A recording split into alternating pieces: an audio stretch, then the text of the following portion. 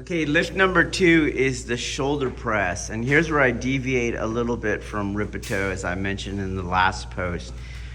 He's gonna go into Shizentai when he does this lift, and he's gonna weight the bar on his midfoot the entire time. Okay, so first we have to learn a couple things. How wide is our grip? Okay, so your grip is gonna be, as you address the bar, you'll come in, make sure you align your nose on the center of the bar between those inner knurling marks, your spine too, and you just walk in. And then here we want our forearms straight up and down. So if the forearms are out and you get that kind of diagonal, it's too far out. If they're angled in, it's too far in.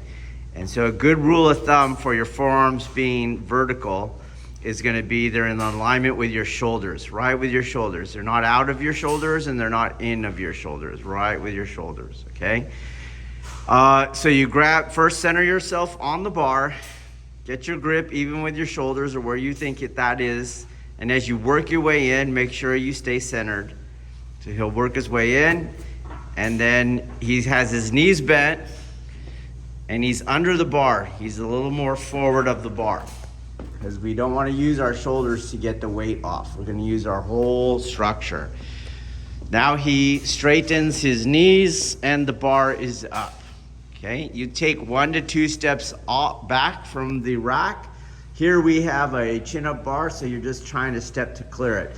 The goal here is not to take a lot of steps because you should be lifting heavy and we don't want to walk around with some weight like that. So 1 to 2 steps should do it. If your setup requires 3 steps, that's fine.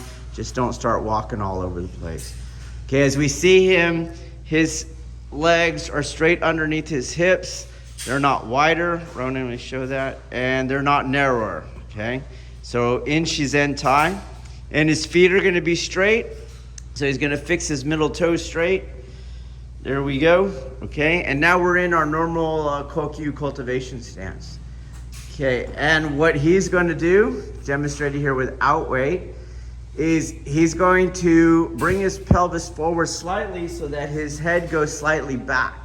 And the bar is gonna go straight up and he'll bring his body back, okay? Let me scoot back a little.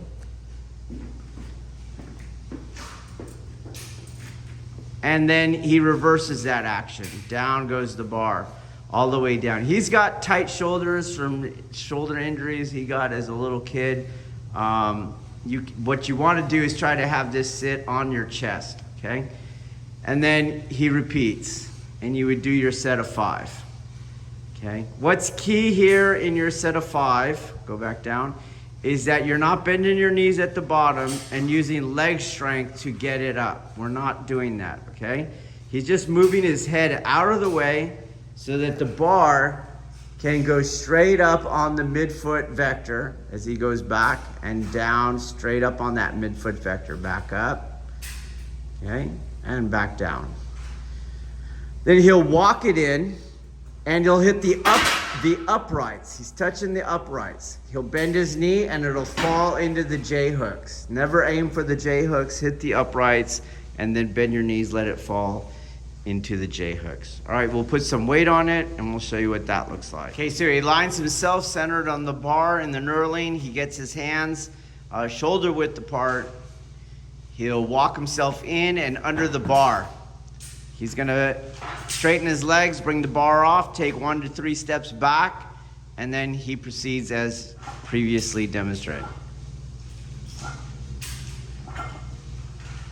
Once it's back down, he walks it in, hits the upright, bends his knees, drops it on the J hooks.